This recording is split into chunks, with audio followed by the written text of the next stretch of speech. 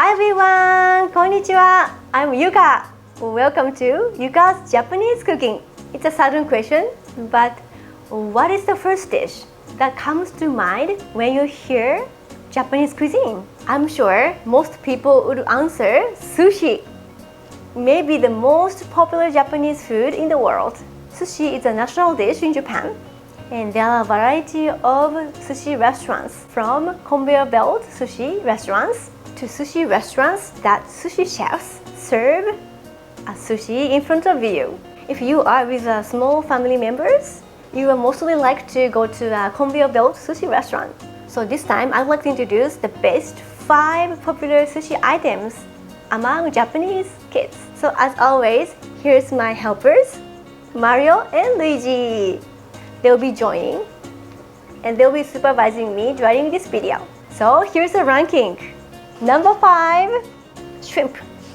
So shrimp may be the easiest sushi item to eat. Next, number 4. Number 4 is a salmon roll. This salmon roll sushi has a cucumber on top. Actually, the third place is coincidentally salmon roll and salmon. Yeah, so people love salmon. So salmon itself has a little smell compared to other white fish, so even children can easily eat it. Okay, so number 2 is natto, fermented soybeans. Do you know natto?